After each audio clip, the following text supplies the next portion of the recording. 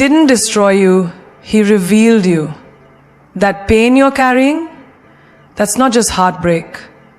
That's a spotlight on the wound you've been ignoring for years. He didn't break you, He exposed the crack that was already there. You thought it was about Him leaving, but the real truth is, He triggered the healing you've delayed your entire life. And if you don't face it now, you'll keep calling pain love over and over again. Rejection isn't personal, it's a mirror. It doesn't define your worth, it reflects your wounds. You see, when someone walks away, you immediately assume it's because of something wrong with you. You weren't enough. You didn't do something right. You should have talked less, loved more, chased harder, or maybe just looked different.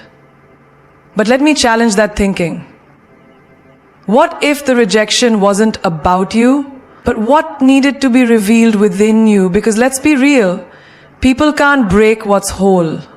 They can only expose what's already cracked. That breakup, that silence, that moment when he suddenly changed on you, it didn't happen to punish you. It happened to position you. To position you in front of the mirror you've been avoiding for too long. Not the mirror in your bathroom, the emotional mirror. The mirror you have seen in your head. To punish you and propel you off the emotional mirror you've been avoiding for too long. Not the mirror in your bathroom, the mirror you have seen in your head. To punish you and propel you off the emotional mirror, the one that shows you where your self-worth leaks, where your boundaries bend, and where your fears hide behind false love. Think about this. You ever tried to please someone so hard just to avoid being left? You ever stayed in a situation you knew wasn't right just to feel wanted? That's not love. That's survival mode. And rejection isn't the enemy, it's the reality check. It says, hey, look at this pattern. Look at why you're attracted to people who make you prove your value instead of see it. It's like this. Imagine someone gives you a broken mirror. You look into it every day and believe that's what you look like. Distorted, incomplete, cracked. You live with that version of yourself, forgetting that the problem isn't you, it's the mirror. That's what rejection does. It breaks the illusion. It smashes the broken mirror so you can finally see the truth. You are whole, but you've been accepting fragments. When someone rejects you, they're not showing you your weakness, they're revealing your blind spots. You start realizing the only reason their words could hurt so deep is because somewhere deep down, you secretly agreed. If he said you were too much, maybe it hit hard, because you've been shamed for your emotions before. If he called you hard to love, maybe it stung, because you've doubted your worth since childhood. It's not about the breakup, it's about the button it pushed. Let me give you a daily life example. You apply for a job you really want. You put your heart in the interview. You dress the part. You research the company. You show up with confidence. But then, they don't call back. And what happens? Most people say, I'm not good enough. I must have messed it up. But what if that rejection isn't about your capability, but compatibility? What if that company couldn't see your light because they weren't even looking for someone who shines like you? What if it's not a reflection of failure, but redirection? The same goes for relationships. Some people aren't rejecting you, they are removing themselves because your growth no longer matches their comfort zone. You're evolving and they're staying stagnant. That isn't rejection. That's protection. That's divine interruption. That's life stepping in and saying, this version of love isn't aligned with the version of you you're becoming. So when he walked away, it wasn't to break you. It was to show you you've been negotiating your worth with people who were never qualified to determine it. You've been settling for being chosen when you should have been claiming your place. Rejection isn't your enemy. It's the truth speaking louder than your fantasy. It's the moment you stop begging for love and start becoming the love you've been searching for. It's the mirror that doesn't lie, only reflects. And what you do with that reflection is the beginning of your healing. He triggered what you never processed. That's the part that hits the hardest, isn't it? It wasn't just what he said or what he did or how he walked away. It was what it reminded you of. It was the emotional flood that came out of nowhere and drowned you in feelings you didn't even know were still alive. He didn't just ghost you. He opened an old wound. He didn't just cheat. He triggered every moment you ever felt unchosen. He didn't just yell. He echoed the voice of someone from your past who told you your feelings didn't matter. That's the part we rarely talk about. We point fingers at what he did, and yes, he might have been wrong, immature, or selfish. But why did it affect you that deeply? Why did one man's actions shake the core of your soul like an earthquake? The truth is, he activated pain that was already in you. He became the match, but the fuel was stored inside long before he arrived. Imagine this. Someone taps you gently on the shoulder, but you scream in pain. Not because the tap was violent, but because there was a deep, untreated wound there. That's how emotional triggers work. On the surface, it looks like he's the problem, but in reality, he's revealing the pain that's been buried under layers of pretending, pleasing, and surviving.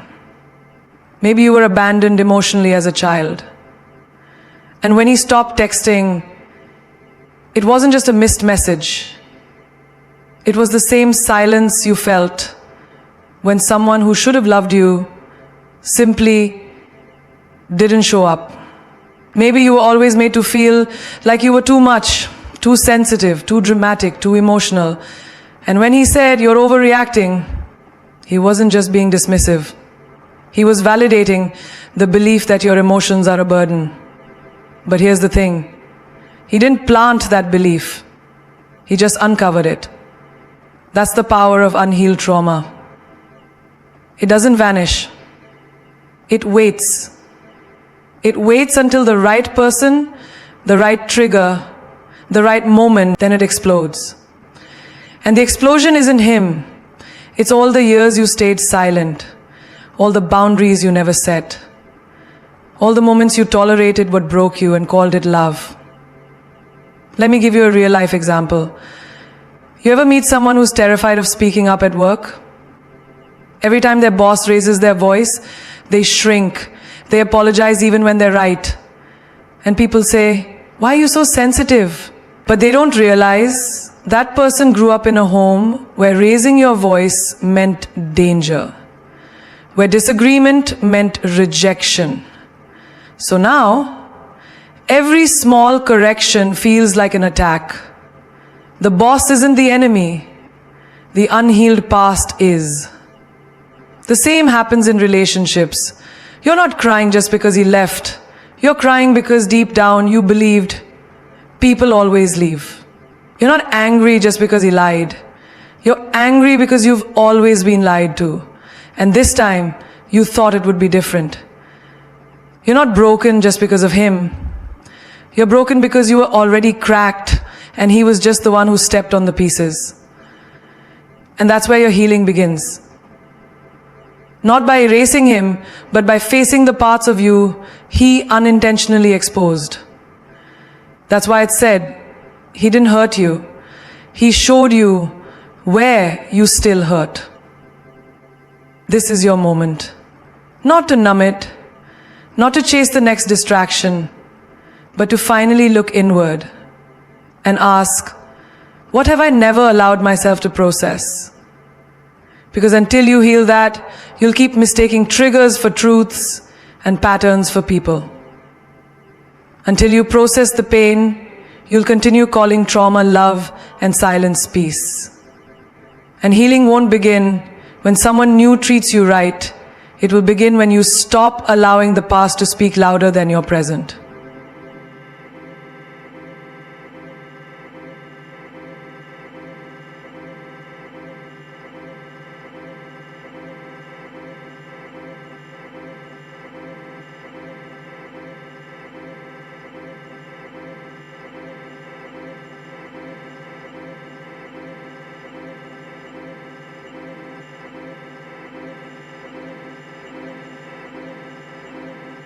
You were attracted to what was familiar, not what was healthy.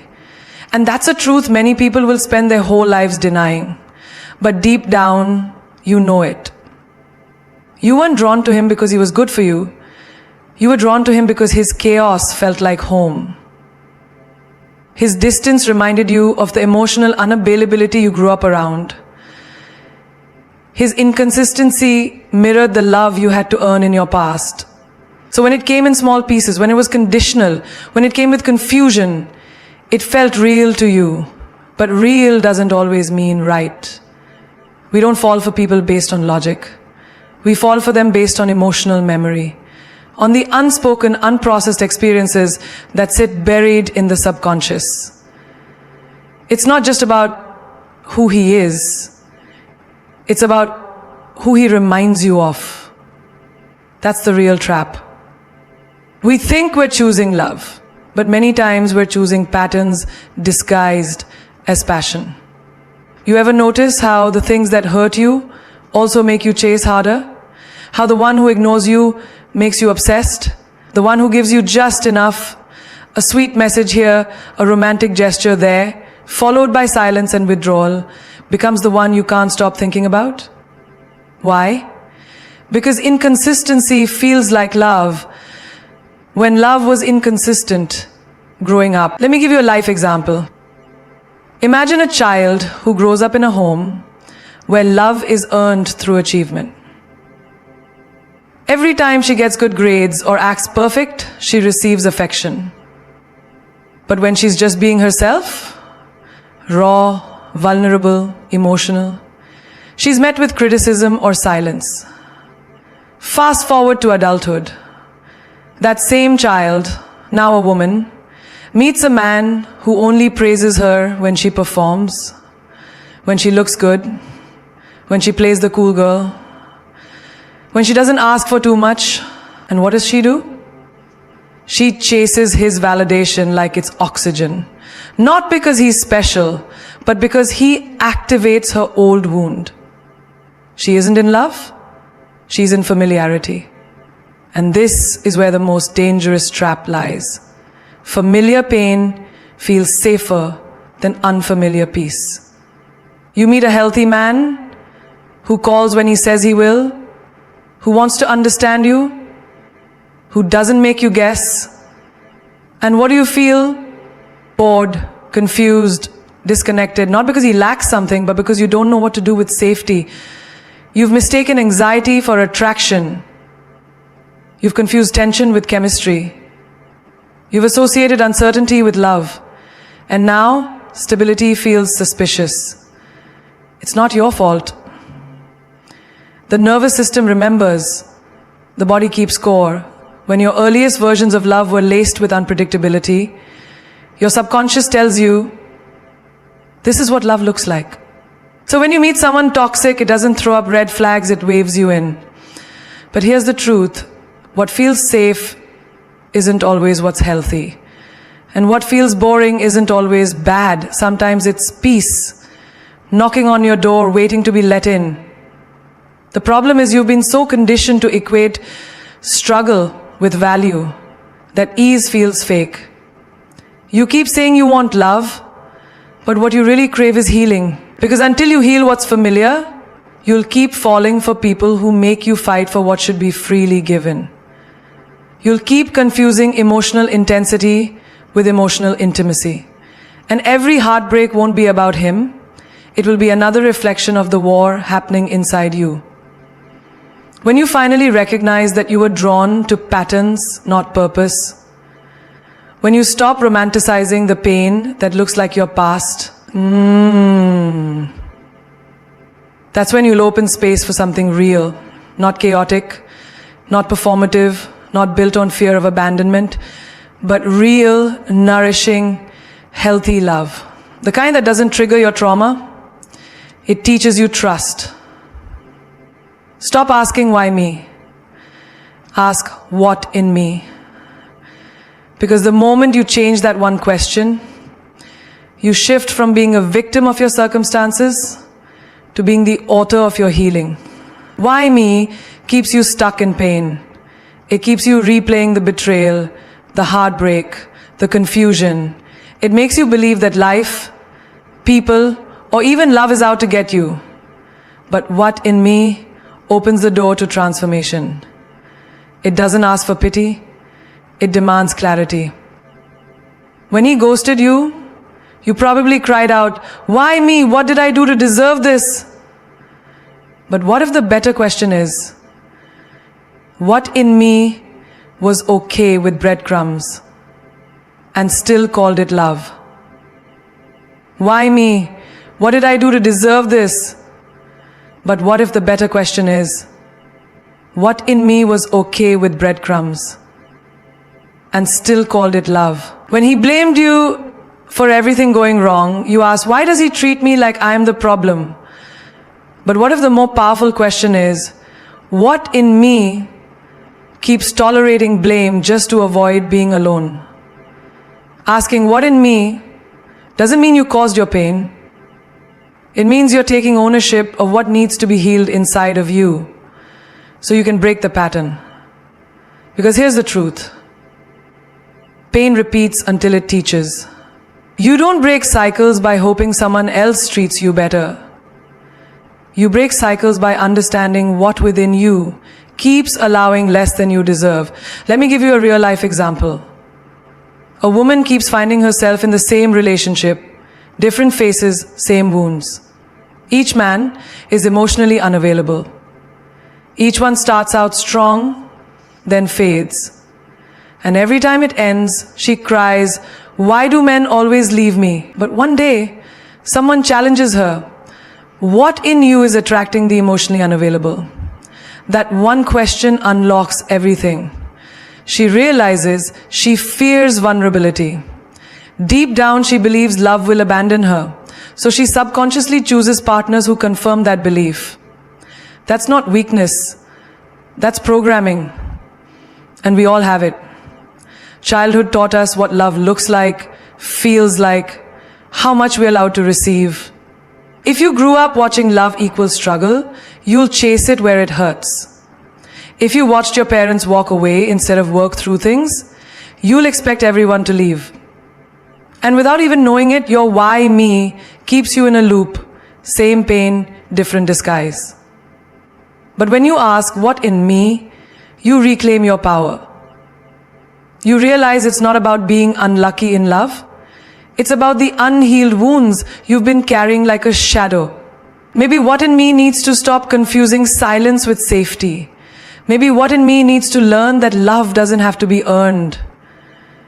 Maybe what in me needs to stop seeking validation from people who can't even validate themselves. This is where the breakthrough happens. You stop chasing apologies and start building boundaries. You stop begging for closure and start giving yourself clarity.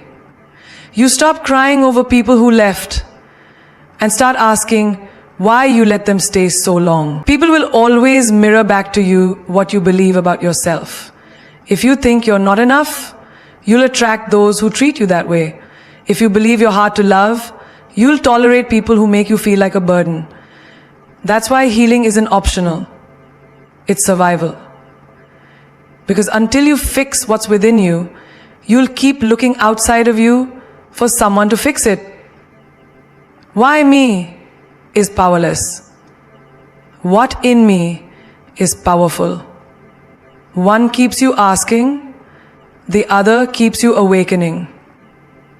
And the moment you stop searching for reasons outside yourself and start uncovering the roots within, you stop repeating the pain and start rewriting the story.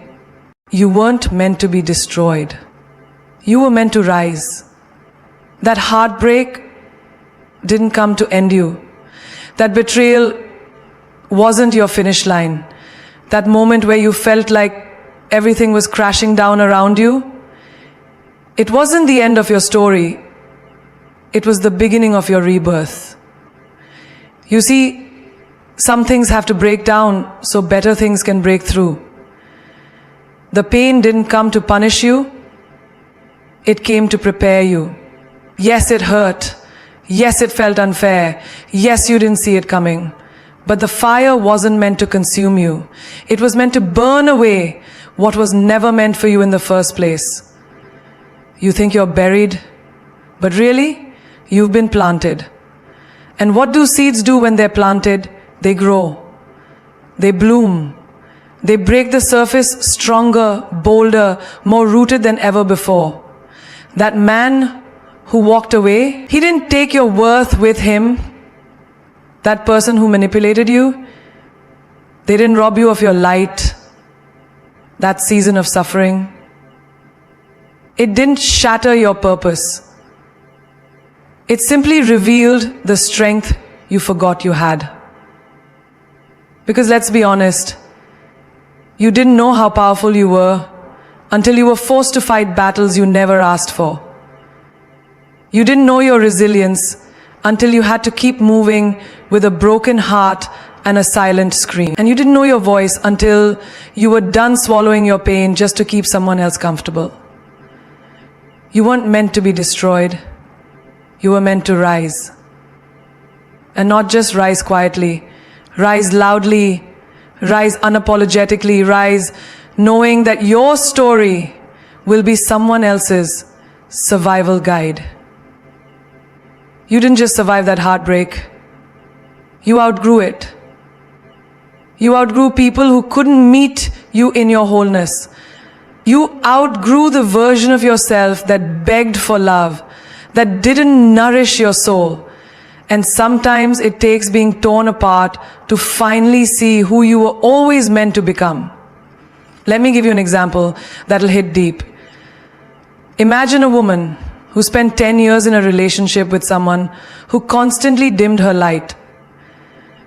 He told her she was too emotional, too dramatic, too ambitious, too much. And for years she believed him. She shrunk herself, she silenced her dreams, she tiptoed through life just to be loved. And then one day, he leaves. Out of nowhere, no explanation, just gone. She breaks, or so she thinks. But in that silence, something incredible begins. She starts journaling again. She signs up for therapy. She builds the business she put off for years. She starts waking up early, not for him, but for her. And one day she looks in the mirror and doesn't see a broken woman anymore. She sees a queen who took her pain and turned it into purpose. He thought he broke her, but what he did, unknowingly, was set her free. That's what rising looks like. It's not always dramatic. Sometimes it's in the small things. Choosing not to text him back. Choosing to block toxicity. Choosing peace over chaos. That's a rise. That's something that lasts a while longer time. That's a rise. Every time you choose you, you rise. Every time you stop chasing love and start becoming it, you rise.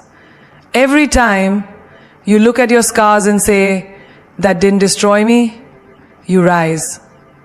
You weren't meant to crumble. You were meant to climb. You weren't born to suffer in silence. You were born to speak truth with power. Life didn't put you through that storm just to see you drown. It gave you waves so you could learn to swim, so you could learn to fly, So you could learn to walk into rooms with your head high and your heart whole. Healing isn't becoming cold. It's becoming clear. It's not about shutting down your heart, building walls, or pretending you don't care.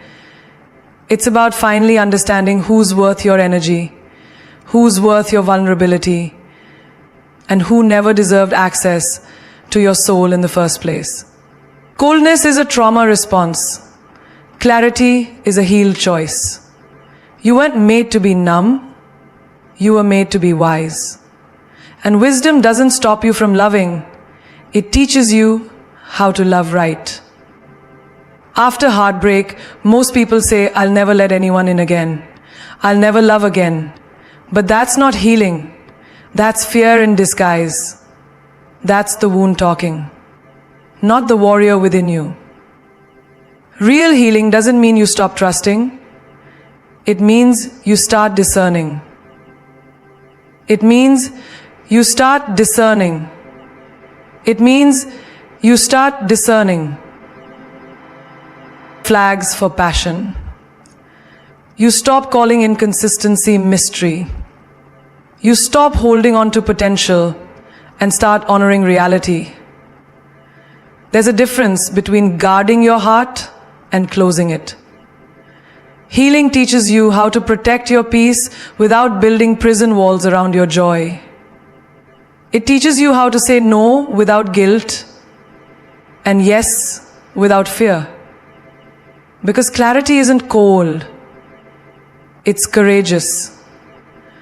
The clarity and commitment will create a lot more peace in your life than fear says blank and called your name. Look in my eyes. It's courageous. Understanding your spiritual desire. It's courageousness. Because think of it like this. When your vision was blurry, you couldn't see who people truly were. You mistook manipulation for love. You called neglect space. You excused behavior because you didn't want to face the truth. But healing sharpens your vision. It gives you new lenses. Now, you don't second guess the things that used to confuse you, because clarity is confidence and clarity is peace. Let's take a real life example. A woman used to be the one who always gave more love, more chances, more forgiveness. She bent until she broke. She kept giving even when it drained her soul. Then she went through a season of deep reflection, therapy, solitude, self-love. And now, she still gives, but not to just anyone. She gives to people who give back. She loves, but no longer needs to prove her love to feel worthy. That's not cold. That's clear. Clarity looks like choosing yourself, not because you hate them, but because you finally love you. It looks like walking away from someone who doesn't see your value, not because you want to hurt them, but because you refuse to shrink anymore.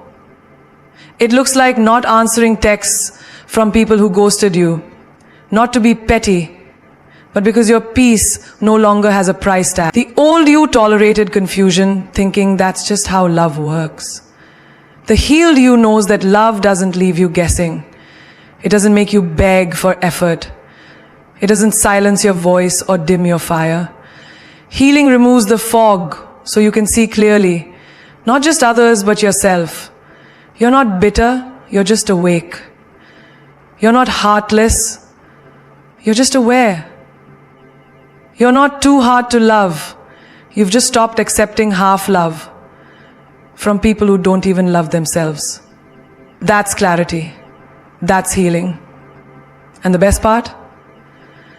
The love you attract when you're clear is a love that honors the healed version of you. The one that doesn't fear solitude. The one that doesn't beg to be chosen. The one that knows real love starts with you being real with yourself. Healing doesn't make you cold. It makes you unshakable, unapologetic, unavailable to anything less than truth, peace, and purpose. You are not alone. That's the clarity, the purpose that a person takes you to. You are not alone. That's the clarity, the purpose that a person takes you to. You are not alone. Unapologetic, unavailable to anything less than truth. You didn't lose yourself, you found your beginning. This wasn't the end of your story. It was the chapter where you finally stopped surviving and started rising. Because you see, he didn't break you, he revealed you. He didn't ruin your life, he woke you up to it. And maybe, just maybe, the pain wasn't meant to destroy you. It was the alarm clock that rang when your soul had slept too long in places it never belonged. You've cried enough. You've doubted yourself enough. You've questioned your worth enough. Now it's time to step into your healing, like the warrior you were born to be. Because true power isn't found in pretending nothing happened. It's found in saying, yes, I was broken, but I'm still here. I've got scars, but they're proof I healed. And healing doesn't mean you'll never hurt again. It means that pain will never control you the same way again. Sometimes you build up too much and then one day you're too much back then. You fall prey to your main fears. You call people poos and make game. Let them talk. Let them wonder. Let them assume you're bitter just because you stopped entertaining bare minimum love. Let them think you changed. Because you did. You outgrew the conversations that went nowhere. You outgrew chasing people who ran from themselves. You outgrew waiting for someone to choose you when you finally chose yourself. That's not bitterness. That's elevation. That's not coldness. That's clarity. And yes, it hurt. It broke you open in ways you never expected. But what shattered wasn't your spirit, it was your illusion. You were never too emotional. You were never too much. You were never too complicated. You were just too real for someone still hiding from themselves. And now you know. Being real doesn't mean shrinking, silencing, or settling. It means standing tall in your truth, even when the world tells you to dim your light. Never forget this. Rejection isn't always a loss. It's redirection. Sometimes God removes what you think you want to make room for what your soul actually needs. And when you look back at the pain, you won't see devastation. You'll see deliverance. You'll see the moment you stopped asking, why doesn't he love me? And started asking, why don't I love me enough to walk away? That's growth.